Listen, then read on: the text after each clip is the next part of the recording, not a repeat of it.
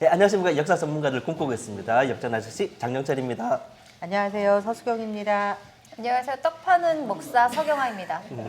목사처럼 보이지 않는데 자꾸 목사라고 불려지는 이정대 목사입니다. 네, 오늘은 우리가 지난 시간에 한번 잠깐 말씀드린 것도 있고 또 앞에 소품도 있습니다.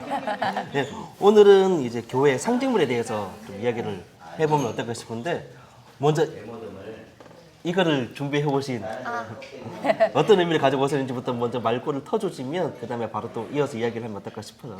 네, 기독교의 상징은 사실은 십자가죠. 요즘은 다양한 종류의 여러 모양의 십자가가 많은데요. 이 십자가는 특별히 조각하신 분이요. 이 밑에 밥그릇을 상징하는 그런 모양으로 조각을 하셨대요. 그래서 십자가 아래 밥그릇 모양인데요. 참 특이해서 제가 선물 받고 나서도 너무 놀랐습니다. 그래서 이제 이런 모양의 십자가들 많이 요즘은 예전에는 십자가가 죄의 상징이었잖아요. 이때 예수님이 십자가에 못 박히실 때까지만 해도 형틀이잖아요. 형을 집행하는 틀. 그런데 지금은 여러 모양으로도 이렇게 시각적으로 친숙하게 다가올 수 있게 이런 디자인을 해서 십자가가 활용이 되는 것 같습니다. 여기서 제가 두 목사님들께 궁금한 점. 네. 기독교가 크게 이제 기독교라고 이야기하지만 천주교와 개신교 이렇게 합쳐서 같이 기독교라고 부르잖아요. 네. 가장 큰 상징은 십자가인 거는 다 알아요. 네. 그런데 성당에 가면 뭔가 되게 많아요, 솔직히. 맞아요. 마리아상부터 해서 맞아요. 엄청 많아요. 근데 개신교 교회 가면 거의 십자가밖에 저는 기억이 안 나거든요. 네. 어떤 차이가 있고 어떤 상징물들이 있는지가 좋은 목사님께 제가 되게 궁금해집니다, 사실. 목사님 얘기해 주세요. 또 저한테 또 떠넘기시고. 교회에서 상징물은 대표적으로 십자가죠. 그리고 또 상징물이 많습니다. 상징물이 많은데 굉장히 교회에서는 이 상징적인 물을 되게 많이 이렇게 좀 축소를 많이 시켰고 또 기독교 교회 개신교에서는 예수 그리스도를 중심으로 하고 있기 때문에 그 위에 있는 상징물들을 많이 좀 없앤 경우들이 많이 있는 것 같고 천주교에서는 예수 그리스도를 중심으로 하지만 그 외에도 이제 성인들을 많이 기리고 있기 때문에 또 특히 이제 성모 마리아를 특히 좀 많이 지금 어떻게 위인으로 이렇게 존경하고 있기 때문에 성모 마리아를 상징하는 상징물들도 굉장히 많이 있죠. 뭐 제가 천주교를 다녀서지는 않아서 잘 모르지만 제가 알기로는 이제 대표적으로 천주교 하면 뭐 마리아 상도 있지만 이제 딱 생각나는 게 이제 묵주예요. 네. 네, 묵주 반지도 있고 묵주 목걸이도 있는데 이 묵주가 성모 마리아를 그리는 상징물 중에 하나입니다. 그래서 묵주 반지나 묵주를 기도할 때 대부분 성모 마리아의 찬양가를 부르면서 묵주 기도를 드리는 것이 이 묵주이기 때문에 그런 쪽으로 많이 이제 성당에서 했다고 하면 기독교에서는 이제 그런 것들을 이제 많이 이제 배제하고 오직 예수 그리스도를 좀 중심으로 상징물이 이루어졌다라고 보면 좋을 것 같네요. 네. 저 천주교 묵주가 그 절에서 스님들의 염주. 네. 좀 비슷하죠. 네. 저도 네. 궁금해요. 조금 염주하고. 말씀을 드리자면 네. 아침에 성모 마리아를 기리고 성모 마리아를 이렇게 위인으로 여긴다고 하셨는데 그거는 좀 잘못된 표현이고요. 성모 마리아를 기리는 게 아니라 성모가 마리아가 가브리엘 천사가 나타났을 때 뱃속에 있는 예수님을 그 찬양하면서 나온 그 기도문이거든요. 그게 그러니까 성모 마리아를 기리는 게 아니고 사실은 예수님을 찬양하는 기도문이에요. 그 예수님과 그러니까 성모님과 함께 예수 그리스도의 그 구원사를 함께 기도하는 그런 기도문이고요. 그러니까 정확하게 기도는 성모 마리아를 의탁하거나 성모 마리아를 기리는 게 아니고 예수님의 구원, 하나님의 구원사를 찬양하는 기도문이라고 볼 수 있고 그 기도가 나오게 된 배경은 그 당시에 글을 모르는 사람들의 대부분 사람들이 너무 많았기 때문에 그러니까 기도를 어떻게 해야 되는지조차도 모르고 성경이 무언지도 모르는 다 라틴어로 했고 그러니까 그런 사람들한테 사실은 이 묵주라는 거를 통해서 예수님을 기리고 예수님을 찬양하고 하나님께서 우리를 어떻게 구원하셨는지 그거를 단순한 기도문을 통해서 깨닫게 하는 그런 거기 때문에 사실은 제일 많이 하는 천주교에서 제일 많이 하는 기도가 묵주기도예요. 그러면 어떻게 보면 예배를 드리는 방법을 문맹의 사람들에게 좀 맞아요. 설명하기 위한 하나의 도구로서 맞아요. 그렇게 쓰여진 예. 게 지금 하나의 상징물처럼 네. 여겨졌다고 볼 수도 네, 있겠네요. 네. 그러면 그때 개신교 교회에서는 사실 십자가 말고는 별로 없다고 하셨잖아요. 근데 네. 십자가도 저는 이렇게 딱 이제 이런 모양뿐만 아니라 네. 옆에 뭐 피 글자도 있고 약간 뭐 모양 X표도 있고 여러 가지 모양을 좀 많이 본 것 같거든요. 네. 네. 좀 단순히 십자가만 있는 건 아닌 것 같은데 그 다 십자가 형태의 상징물인지 아니면 또 다른 의미가 있는 건지 혹시 두 목사님 중에서 어느 목사님께서 하시죠.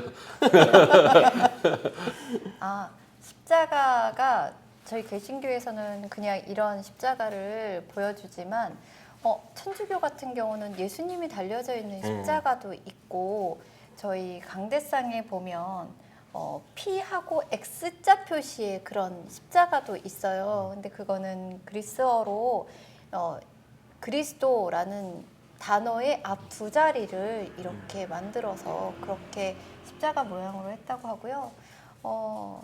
제가 알고 있는 거는 대충 그 정도예요. 죄송합니다.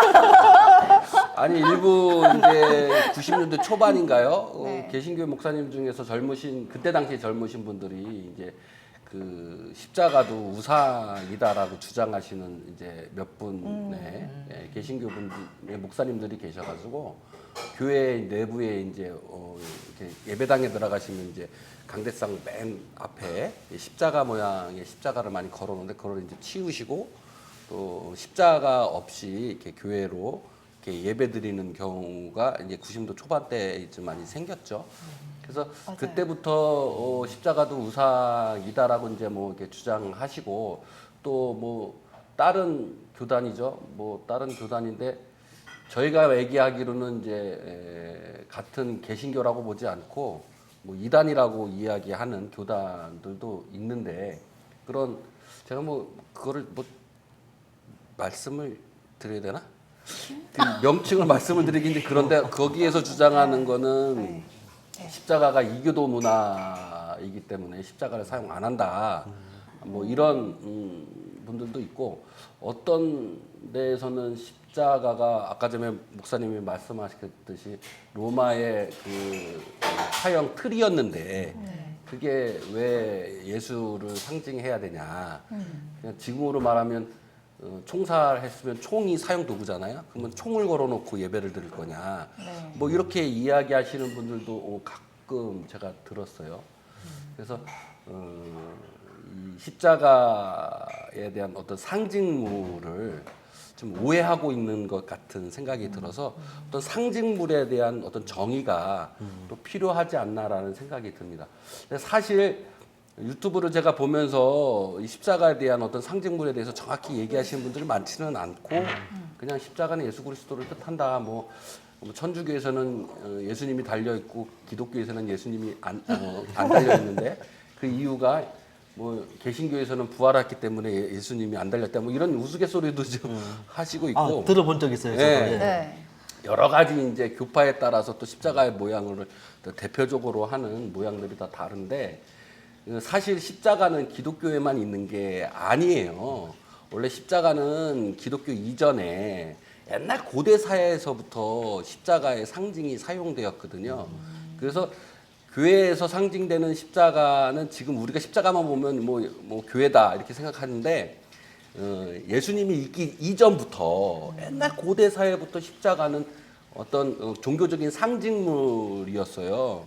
그래서 바빌론이나 갈대안이나 또 이집트에서나 또 심지어는 인도에서까지도 이 십자가 모양은 그냥 일반 단순하게 뭐 그런 의미가 있는 게 아니라 종교적인 의미가 많이 있었죠. 이게 요 대륙뿐만 아니라 저 멀리 라틴 지방에서도 멕시코나 이런 지방에서도 이 십자가는 그냥 종교적인 의미에서 널리 사용했던 상징물이에요. 그래서 우리가 흔히 불교에 절하면 절 표시가 있잖아요. 절 표시. 만다라. 예, 만다라 표시라고 그러기도 하고 만자라고 만자라고 표현하기도 하죠. 표현하죠. 이 만자가 이 갈고리 모양이 원래 십자가예요. 이 갈고머리의 십자가를 왜 또 그 절 표시로 하냐면 어쨌든 그것도 십자가 모양인 거예요. 거기서도 이게 이제 그 부처님의 가슴에 있는 의미로 상징을 하고 그 부처님의 가슴에 있기 때문에 부처님의 사랑을 뜻하고 자비를 뜻하죠. 그리고 윤회를 뜻하기도 합니다. 이 반다라의 모양이. 그리고 이게 왜 부처님의 상징이 되냐면 그 당시 이제 또 부처님 당시 전에는 인도에서 있었던 힌두교의 종교가 또 이 태양을 뜻하기도 하고 물 모양을 뜻하기도 하고 또 태양을 뜻하면 또 빛의 상징이기도 해요. 그래서 그런 것들을 널리 사용해서 좀 또 불교에서도 만다라가 아니라 만십자라고 그러죠. 만자라고 하는데 그거를 이제 사용하는데 그것도 사실은 십자가 모양이라고 할 수 있어요. 그 전에 또 인도에서도 여러 가지 신들이 있는데 신 많죠. 예, 인도는. 많은 신인데 그 중에 이제 남성을 상징하는 코끼리 모양의 신이 있어요. 그 신도 어깨에 십자가 모양을 하고 있는데 그게 남성을 상징한다라는 의미를 갖고 있고 또 그뿐만 아니라 또 여자를 상징하는 신이 있어요. 그 신은 십자가가 만물을 창조하는 창조의 신으로 표현이 되죠. 그러니까 십자가가 우리가 열십이라고 하잖아요. 열린다는 게 그게 이제 창조의 섭리가 거기서부터 시작된다라는 건데 이거를 또 방송으로 얘기하면 그런데 어떤 뭐 인간의 성기로 십자가가 남성의 성기로 또는 여자의 성기로 표현되는 그래서 생명 또 영생 이런 창조의 의미를 또 담고 있었어요. 옛날 고대 사회에. 그리고 기독교가 들어오면서 이제 십자가가 뭐 예수님의 상징이었지만 그 전에도 역시 이집트에서 많은 신들이 있잖아요. 특별히 가장 이집트에서 유명한 신이 오시리스 신이에요. 오시리스 신이 죽습니다. 근데 죽는데 그의 아내 이시스가 태양 신인 라에게 기도를 해가지고 지혜의 신 토드에게 생명과 치유를 상징하는 앙크라는 걸 받아요. 그래서 부활을 하게 되죠. 그게 이제 신화 내용인데 그 상징을 받은 그 생명과 치유의 상징을 받은 이 앙크가 십자가 모양인데 십자가에 동그랗게 위에 이렇게 있어요. 근데 이걸 천주교에서 많이 사용하고 많이 목걸이를 갈고 다닙니다. 이게 원래는 이게 기독교 문화가 아니라 이집트 신화의 문화예요. 그러니까 그 십자가가 옛날 이집트에서도 벽화를 보면 뭐 독수리한 모양을 한 신이 있고 뭐 뱀 모양의 모자를 신 신이 있으면 손에 다 이 앙크를 들고 있습니다. 그러니까 십자가를 다 들고 있는 거죠. 그러니까 이 십자가는 옛날부터 종교적인 상징이었고 어떤 생명이나 뭐 영생이나 또 뭐 부활이나 이런 것들을 상징을 했어요. 그랬던 것이 예수 그리스도가 이제 십자가에 못 박혀 죽으심으로 인해서 이 기독교가 십자가가 이제 대표적인 상징이 되었던 거죠. 그래서 지금 타 문화권에서도 앙크 모양의 십자가를 사용하시는 분들도 있고 또 다른 모양의 십자가를 사용하시는 분들이 많이 있어요. 근데 이걸 모든 것을 통칭해서 이제는 예수 그리스도로 지금 상징되어져서 사용을 지금은 많이 하죠. 그러니까 상징이라는 것이 시대에 따라서 문화에 따라서 변한다는 것을 알아야 되는 거예요. 그러니까 이 상징은 상징을 통해서 진리를 볼 수 있는 거죠. 상징을 통해서 진리에 다가가는 거예요. 근데 이게 무엇을 통해서 진리에 다가가느냐라는 문제이죠. 그래서 그 제가 좋아하는 철학자가 있는데 폴 리케르라고 그 언어는 상징이다라는 말을 했어요. 그래서 그 소스르 같은 경우는 이제 언어학자에서 시작을 해서 철학으로 넘어가는 단계에서 이야기하는 게 우리의 언어도 상징이라는 거예요. 그러니까 우리가 언어를 표현하면서 그 사람의 본질에 들어가게 되는 거죠. 그런데 이 언어라는 것은 시대와 따라 문화에 따라 바뀝니다. 그거랑 똑같은 것이에요. 그래서 기독교에서 십자가가 이런 상징적인 의미인 거지 거기에 우상이 담겨 있고 그게 무슨 형틀이어서 뭐 이런 것이 아니라 그 십자가를 통해서 우리가 예수 그리스도를 보게 되는 그런 상징적 의미로서 봐주시면 좋을 것 같다라는 생각이 듭니다. 네, 감사합니다. 너무 길었나요? 네, 엄청 길었어요. 지루했겠네요. 잘 들었어요. 근데 다른 말로 고대사 공부를 조금만 네. 더 해도 네, 이미 그 이전에 그 하나의 문화 정서로서 남아 있었던 것이 그게 이어져 온 건데 그걸 굳이 하나의 형틀이라는 작은 의미만 갖다 붙여가지고 그래서 뭐 그러면 총에 맞아 죽으면 총을 보고 예배 그런 의미로 좁은 의미를 해석을 하면 안 되는 거죠. 네, 그렇죠. 네. 그러니까 상징이라는 것이 방금 목사님께서도 말씀하셨지만 이제 언어도 상징이다라고 했던 것이 상징 그 자체가 어떤 식으로 누군가에 보여지고 또 누군가 상징을 통해서 뭔가 이야기에 전달하는 것이 맞습니다. 있잖아요. 네. 네, 그래서 지금 십자가 같은 경우에도 누구는 뭐 로마 형틀이다라고 뭐 얘기하는 경우도 있지만 그 안에 정서가 담겨 있다고 보고 그러면 다시 아까 이야기를 조금 더 돌아가서 네. 현재 교회에서 십자가 말고 다른 상징물은 또 없을까요? 그러면 그냥 진짜 십자가만 예수님이 안 걸려 있는 십자가만 있는 건지 아니 더 요즘에 있는지. 이렇게 차를 타고 다니면 차 뒤에 이렇게 물고기 모양을 많이 좀 하고 다니시는 분들도 본 적 있어 많이, 본 적 있어요. 네. 예 보셨을 거예요. 예. 그 익특수라 그러는데 우리 목사님께서 한번 좀 그걸 설명해 주시면 좋을 것 같은데요. 익투스. 익투스. 네, 예, 그림. 물고기 네, 모양이죠. 물고기 모양인데 이게 기독교 초기에 이게 비밀스러운 상징이었죠. 왜냐하면 이때 기독교인이다라고 하면 박해를 많이 받았잖아요. 국교화 되기 전까지는 굉장히 고난을 받고 심지어 죽음까지 감수하면서 이 신앙을 지켰는데 이 기독교인들의 비밀 상징이 바로 여기 그림 보여주셨는데 요 모양이거든요. 네. 그래서 요 모양을 차 뒤에 요즘도 이렇게 하고 다니는 그런 분들이 있잖아요. 그래서 요즘 하면 요즘 뭐 비밀 회합이야. 네. 나는 그리스도인이다 이제 티를 내고 다니시는 네, 나는 거겠죠. 그리스도인이라는 비밀 암호죠, 암호. 그러니까 이것도 예. 그리스도인들만 알아요. 네, 다른 사람들은 몰라요. 네, 뜻이 뭐냐면 예수 그리스도 하나님의 아들, 우리의 구세주라는 뜻이 있어요. 이 글자 안에 뭐냐면 익투스라는 해명을- 글자인가요, 네, 이게? 네 여기 예수 크리스토스 데오스 약자네. 줄임말이에요, 줄임말. 네, 그래서 예수 그리스도 하나님의 아들, 네, 우리의 구세주라는 뜻으로 익투스 하면 익투스 했을 때 같이 익투스 하면 네, 우리는 같은 종교, 같은 믿음을 가진 네, 사람이야. 본적 있어요. 네, 네. 그렇죠. 네, 그래서 그런 의미가 있습니다. 우리 다 익투스예요. 근데 저는 그런 생각을 한번 해봤어요. 각 종교들마다 약간 상징적인 이미지로 보여지는 것들이 있잖아요. 네, 근데 이슬람 같은 경우에는 마호메트가 뭐 우상이라는 것을 완전히 금지시킨다고 해가지고 어떤 상징물도 존재하지 않아요.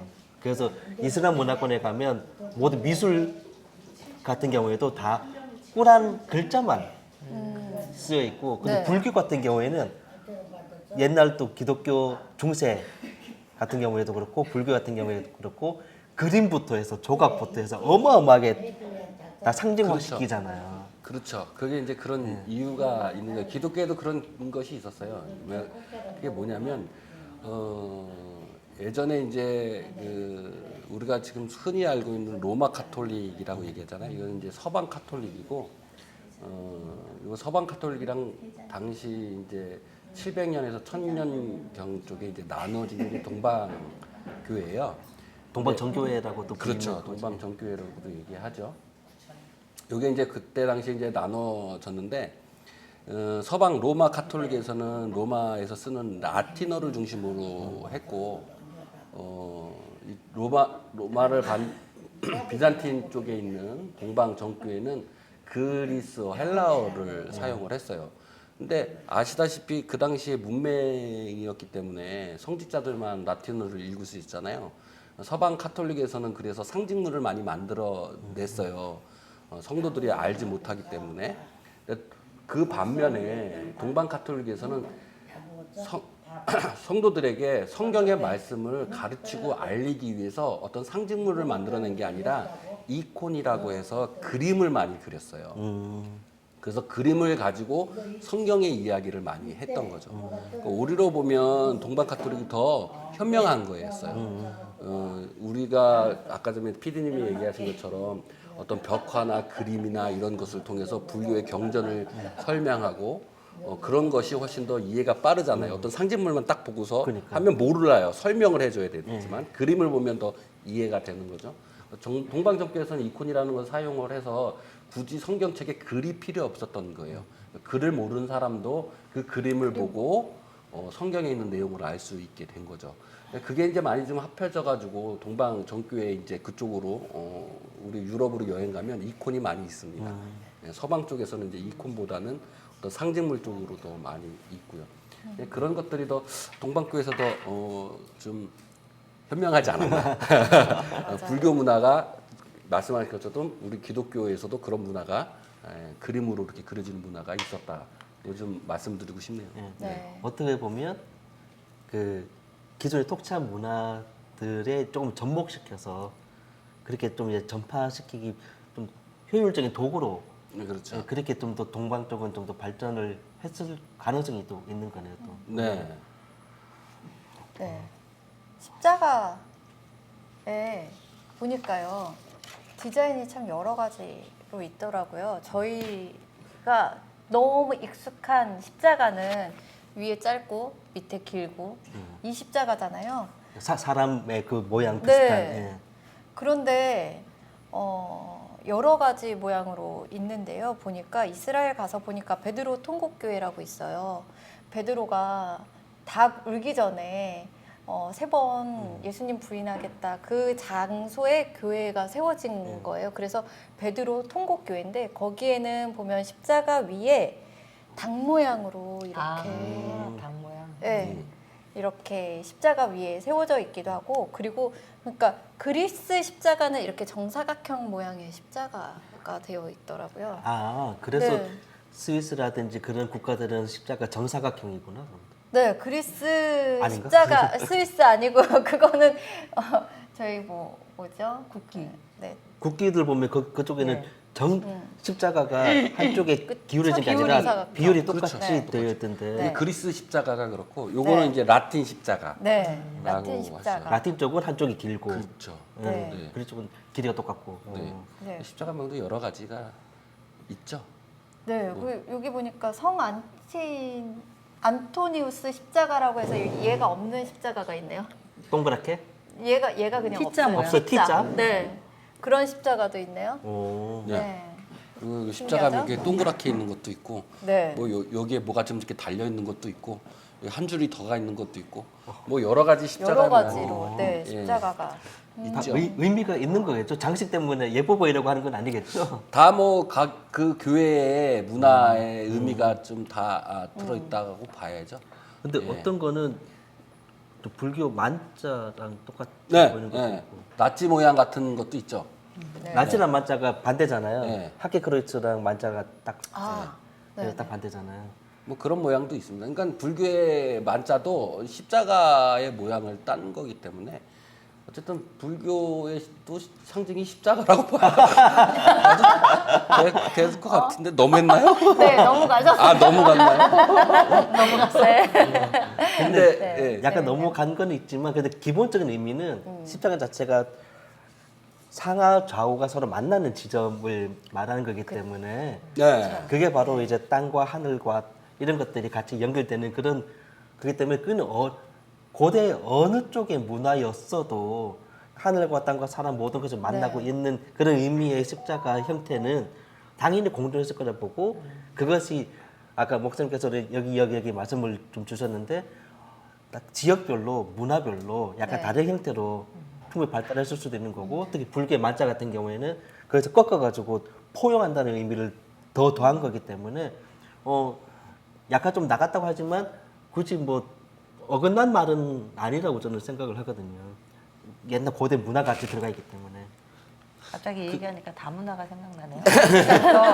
그러니까 다 연결되어 있다. 하나님을 다 눈에 네. 볼 수 있는 것들, 나무라든가 나뭇가지에 있는 새라든가 이런 걸 통해서 하나님을 만난다 그랬잖아요. 아, 그럼요. 그러니까 이 불교도 결국에는 하나님 만나는 도구지. 그게 그 자체 부처님 끝에 가면 하나님 계시다고 하거든요. 약간 애매한데 불교 같은 경우는 그냥 깨달음의 이야기이기 때문에 철학적인 부분이라. 그렇죠. 불교는 철저하게 무신론자입니다. 예, 모두가 부처. 네, 뭐 무신론자예요. 그런, 신이 무신이라고 없다라고 봐야 되지, 그게. 네, 신이 없다라고 생각합니다. 아 그건 이제 그렇고. 예, 그거 그렇고. 네, 제가 이거를 준비하면서 몇 가지 생각을 해봤어요. 그 십자가가 예수님께서 십자가에 돌아가셨는데 로마에서 처형을 십자가로 했잖아요. 십자가 처형 여러 가지 처형이 있을 때 우리나라에도 처형 문화가 있을 거예요. 여러 가지 뭐 옛날쯤에 곤장 맞을 때 이제 그 모양도 뭐 그런 것도 있을 거고 뭐 망나니가 목을 베는 경우도 있고 사지를 절단하는 경우도 있고 능지처참. 뭐 능지처참 또 사약을 먹어서 죽는 경우도 있고 여러 가지 이제 나라마다 문화가 있을 거예요. 사람을 죽이는 사형을 처하는데 죽이는 게 사형을 처하는데 근데 왜 로마에서는 네. 사람을 처형하는데 십자가를 사용했을까? 이게 좀 궁금했어요. 아, 저도 예전에 알아본 적 있었어요. 공부해봤어요. 예. 그리고 두 번째로 그러면 성경에서 말하는 십자가가 과연 무엇일까라는 것도 한번 생각을 해봤어요. 그래서 네. 첫 번째 생각을 해본 게 그래서 자료를 좀 찾아보니까 로마의 옛날 풍습이 이게 사람이 죽어서 악령이 이렇게 생긴다고 생각을 했나 봐요. 그런데 이 십자가가 종교적인 의미를 갖고 있어서 십자가가 그 악령을 퇴치한다라고 생각을 많이 했대요.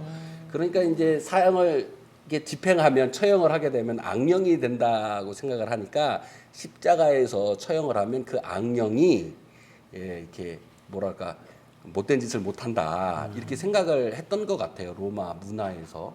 그래서 십자가가 그래서 처형의 도구로 사용하지 않았나 이런 생각을 또 가져보게 됐어요. 요거는 이제 종교적인 의미의 해석이라면 네. 약간의 그 역사적인 의미로 좀 해석을 해보면 처형하는 방법 중에서 옛날에 가장 많이 썼던 방법은 이제 목을 치는. 네. 근데 목을 치게 되면 바로 죽어요. 하지만 맞아요. 십자가에 매달려서 하면 아유, 피를 계속 물과 피. 흘리면서 천천히 죽게 되거든요. 네. 그렇죠. 그러면 처벌 받는 것을 보는 사람으로 인해서 공포감을 극대화시키게 되는 거죠. 그러면 지배하는 사람의 입장에서 다스리기 위한 도구로 공포심을 더 극대화시키려면 한 번에 죽이는 것보다는 서서히. 계속 서서히 너네도 나한테 대들거나 반역하거나 잘못하면 저런 형벌을 받고 고통스럽게 죽게 될 것이라는 그런 경각심, 그래서 이부터 잔인하게 하는 것 중에서 가장 대표적으로 시각적으로도 우수한 고통을 최대한 오래. 오래 가게 하는. 네. 그래서 이제 그러니까요. 지배자의 기준에서 보는. 그래서 그 지금 PD님이 얘기하신 게 더 제가 얘기한 것보다 더 정확하고 좋은 것 같아요. 왜냐하면 기독교에서 십자가는 어떤 생명 이런 의미보다는 고난을 많이 의미하기 때문에 얼마나 그 고난을 당하셨을까 우리를 위해서 그 고난을 더 기억하는 거기 때문에 우리 PD님이 얘기하신 게 제가 얘기하는 것보다 훨씬 더 은혜로운데 여기서 이제 플러스 알파로 그냥 알사 신조 하나만 더 추가를 하면 네. 그 예전에 로마 제국일 때 네. 그때도 노예들 그 스파르타쿠스 해가지고 노예들 검투사들 있죠. 네. 노예라고 표현하기 애매한데 검투사들이 반란이겨서 한번 뜻 도망을 가는데 결국은 이제 진압이 돼요. 근데 거기 걔네들이 워낙 전투력이 세가지고 마음만 먹고 체계적으로 가서 로마까지 완전 엎을 수 있는 로마 최대 위기였던 상황이 있었는데 지들도 그냥 싫어서 도망치기 위해서 나온 거기 때문에 어떻게 나가지 못하고 우왕좌왕하다가 진압이 되는데 6,000명 정도가 지나갔는데 전부 다 십자가에 다 아, 가면서 계속 로마까지 가는 길에 내내. 네네. 그래서 상징적으로 다 이제 그러나서 다시 한번 로마 제국에 반역을 하면 너네도 똑같은 처벌 받게 될 것이야 이런 식으로. 아우, 얼마나 끔찍해. 몇천 개의 십자가에 사람이 이렇게 있는 게. 그렇죠. 그런 게 이제 약간 강압과 폭정을 상징하는 그런 의미. 알사 신자 플러스 알파였습니다. 아, 네. 그래서 제가 성경적으로도 한번 봐봤어요. 마태복음 26장 2절에 보면 인자가 십자가에 못 박히기 위하여 팔리리라라고 했을 때 이 십자가가 이 십자가 원어가 스타우르예요. 스타우르는 십자가 이게 아니라 십자가형에 처하다라는 못이에요. 그래서 원어에서는 십자가에 못이 박히다라는 못이라는 글자가 없고 그냥 십자가에 처하다인데 이 단어 자체가 십자가에 못을 박는다는 것을 다 내포하고 있어요. 그래서 이것을 우리가 이제 신앙적으로 이렇게 보면 이게 그냥 일반적인 그런 십자가가 아니라 요 스타우스라는 이 단어 안에 그냥 모양적인 십자가가 아니라 그냥 말뚝을 박다라는 의미도 있거든요. 그래서 일부 학자나 목사님들이 사실적으로 예수 그리스도께서 십자가에 돌아가실 때 십자가 모양이 아니라 말뚝이었다라고 이야기하시는 분들도 있어요. 이 원어 때문에. 그래서 말뚝을 받고 울타리를 치다라는 의미도 여기에 포함되어 있다라는 거죠.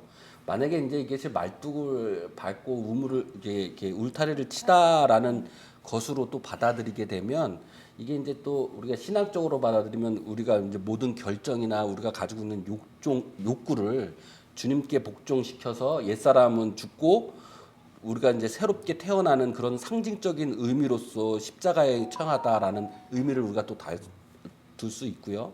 또 주님으로부터 우리가 독립적으로 살기보다는 주님의 울타리 안에서 우리가 산다라는 의미도 이 십자가의 언어에 함께 달려 있는 것 같아요. 그래서 이거는 이제 헬라어잖아요. 그리스어고. 그래서 옛날에 이제 구약 시대 때 히브리어에서는 이 기둥이라는 얘기들을 많이 썼거든요. 그래서 이 기둥은 십자가 모양이 아니라 그냥 기둥 모양인데 이 구약에서도 기둥으로 사람을 매달리면서 처형하는 것들이 많이 있었어요. 말씀하신 것처럼 고통스럽게 죽게 되겠죠. 그래서 기둥이라는 게 또 다른 의미로는 또 어떤 진리나 이런 걸 뜻할 때 이제 우리가 기둥을 많이 이야기하거든요. 그래서 출애굽할 때 예수님 하나님께서 그 백성들을 인도하는 그 길을 우리가 이제 구름 기둥과 불 기둥으로 이제 인도하셨다라고 하잖아요. 그때 이 기둥이 그 히브리어로 아드모예요. 아드모. 이 아드모는 거대한 활동을 알리는 것으로 뜻하는 단어예요. 그러니까 이 기둥은 그러니까 하나님이 어떤 거대한 활동을 알리기 위한 도구로 기둥이라는 것을 쓰였다는 거죠. 그렇게 볼 때 예수 그리스도의 십자가 이 죽으심은 하나님께서 거대한 계획을 우리에게 알리시는 일로서 우리에게 보여진다고 하면 예수 그리스도가 그 기둥에서 죽으심이 곧 하나님이 우리에게 구원의 역사를 거대한 그 계획을 알리시는 것으로서 예수 그리스도가 우리를 위해 대신해서 못 박혀 고난을 받으신 상징으로 우리가 기독교에서는 십자가를 고난의 상징, 우리의 구원의 계획의 상징으로 받아들이고 믿고 사용하고 있는 거라고 생각이 듭니다. 네. 와. 네? 감사합니다. 괜찮았나요? 마무리 짱! 그래, 와. 이제 교회의 네. 상징물로 대표되는 십자가, 십자가를 계속 이제 상징물에 대한 이야기를 나누면서도 역시나 오늘 또 참 풍성한 이야기를 많이 들을 수 있어서 너무 네. 좋은 것 같아요. 와, 감사합니다. 예, 그러니까. 목사님께서 너무 네. 정리 멘트로도 너무 훌륭하신 말씀하셨는데 네. 서 목사님도 또 네. 저는 이 십자가가 정말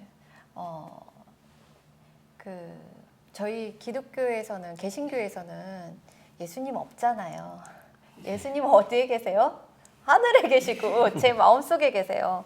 근데 다른 곳에 이제 그 예수님 달려 있는 십자가 보면 늘 마음이 아프거든요. 거기에 계신 십자가 아니고 거기에 달리신 예수님 아니고 늘 내 마음속에 나와 동행하시는 예수님을 오늘도 만나서 같이 감사한 하루를 보냈으면 좋겠습니다. 아멘. 네. 저는 늘 십자가에 이제 달려 계신 예수님을 성당 가면 만나고 묵주에도 그게 있어요.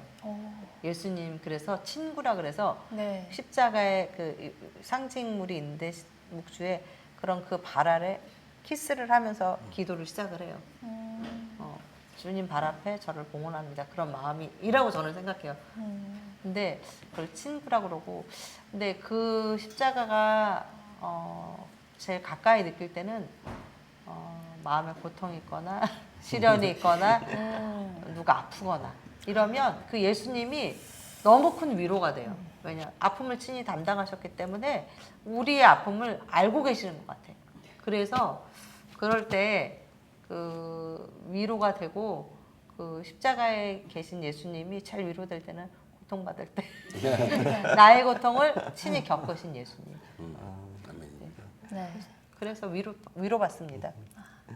목사님 또 하실 말씀 있으세요? 저는 바람이 있다면 우리 개신교에서도 천주교처럼 상징물이 좀 많았으면 좋겠어요. 왜냐면 그 상징물이 우상이 아니라 그 상징을 통해서, 상징물을 통해서 우리가 하나님을 알게 되고 예수님을 그것을 통해서 아는 거기 때문에 이런 상징적인 행위나 상징적인 상징물을 통해 더 많아져서 우리가 말씀하신 것처럼, 우리 권사님 말씀 것처럼 우리 삶 속에서 아픔이 있든 기쁨이 있든 어디서나 그 상징물을 통해서 예수님을 만나고, 우리 목사님이 얘기했던 것처럼 항상 그 상징물을 통해서 내가 예수님과 동행하고 있다라는 것을 알면서 깨달아가면서 믿음으로 가면 더 좋지 않을까라는 생각이 듭니다.